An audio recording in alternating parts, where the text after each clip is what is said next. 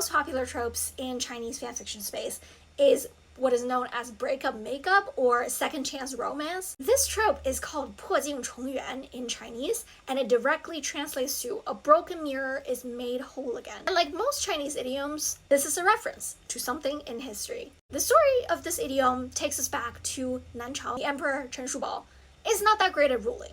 And on the contrary, his younger sister, the Princess Le Chang, happens to be known for her beauty and her smarts. The princess, having somewhat of a say in her own marriage, ended up marrying a very talented courtsman called Xu Deyan.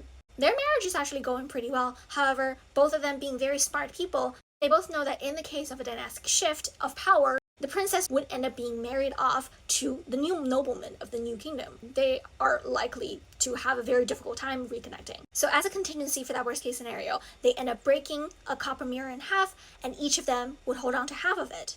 In the case they become separated, they would take their half of the mirror and go to the market on the 15th day of the first month of the agricultural calendar. They try to sell the mirror or just get the word out so that the other would know that they're safe and they're looking for each other.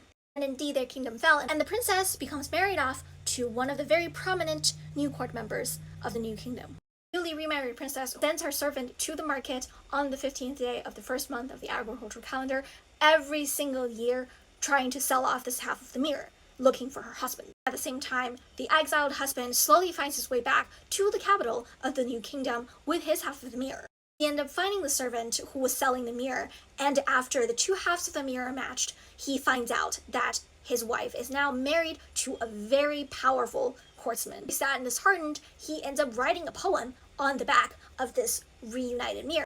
That goes, 镜与人俱去，见归人未归，无复嫦娥影，空留明月辉. Basically, the mirror and the person both went, however, only the mirror is now reunited. Chang'e, the moon goddess, is nowhere to be found, leaving behind only the shine of the moon. Servant ends up bringing back this mirror with the poem on the back, and the princess, after seeing this mirror, becomes even more devastated and cries all day. And Yangsu, her new husband, is like, are you okay? What's wrong with you? So the princess explains everything to him, and him being a natural decent guy was like, it's okay, I'll invite your husband for dinner here so we can at least meet each other. And at this dinner, it was kind of awkward. Technically she's now married to someone else, and based on the decorum, she's not supposed to still be all buddy-buddy with her ex-husband. The husband's like, you wanna make a poem for this circumstance? And she ended up being like, 今日何千次新官对旧官，笑啼拒不敢，方燕做人难. Basically, she's like, what has befallen my circumstances that now I have two husbands face to face with each other? I don't know whether or not if I should laugh or cry. This is truly me being tested being a human. And somehow the new husband was so touched by this, he was like, you guys need to get back together. The couple, now reunited, ends up moving back to Jiangnan and spending the rest of their days together.